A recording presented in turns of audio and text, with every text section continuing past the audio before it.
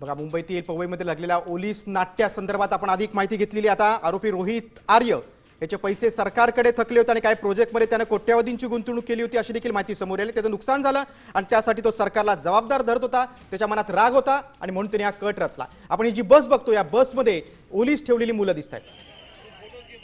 बघा पवईत काय नेमकं घडलं. आरोपीनं 19 जणांना ओलीस ठेवलं होतं. 5 दिवसांपासून मुलं ऑडिशनसाठी जात होती. एकूण 17 मुलं होती. पोलिसांचा बाथरूम मधून आर्य स्टुडिओमध्ये प्रवेश झाला आणि आरोपी रोहित आर्यकडे यावेळी एअरगन देखील पोलिसांना सापडलेली आहे. स्टुडिओमध्ये पोलिसांना काही रसायन देखील सापडलेलं आहे. पोलीस आणि एनएसजी कमांडोने आता आरोपीला ताब्यात घेतलेला आहे.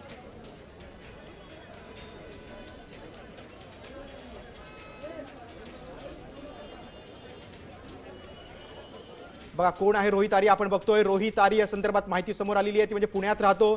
शिक्षण विभागाशी संबंधित कामाचं त्याला टेंडर मिळाल्याची माहिती समोर आली आहे.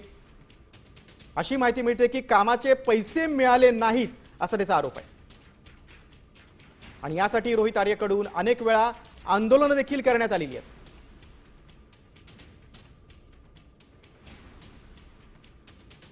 मुलांना वाचवण्यासाठी पोलिसांचा गोळीबार होता अशी देखील माहिती आता समोर आलेली आहे. बघा गोळीबारात आरोपी रोहित आर्य जखमी झाल्याची अपडेट समोर आली आहे. आरोपी रोहित आर्यकडे एअरगन देखील सापडल्याची माहिती समोर आलेली आहे. गोळीबारात आरोपी रोहित आर्य ज्याने या 17 मुलांना ओलीस ठेवलं होतं तो देखील जखमी झाल्याची माहिती समोर येते. मुलांना वाचवण्यासाठी पोलिसांना गोळीबार करावा लागला आणि या गोळीबारात आरोपी रोहित आर्य जखमी झालेले आहे. इमारतीच्या बाथरूम मधून पोलीस घुसले होते.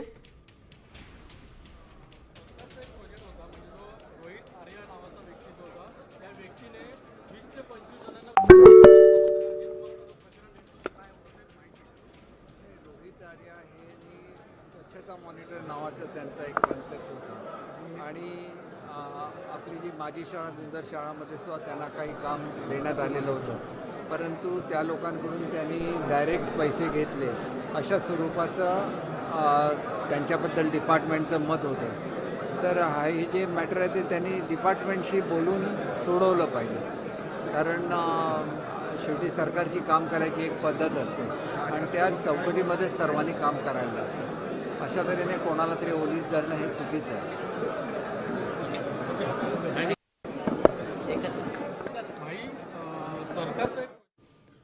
बघा माजी शिक्षण मंत्री केसरकर यांनी या संदर्भात माहिती दिलेली आहे की रोहित आर्य हा कंत्राटदार होता आणि त्यांनी काही कामं मिळवलेली होती, त्याचे पैसे थकले होते असा त्याचा आरोप आहे.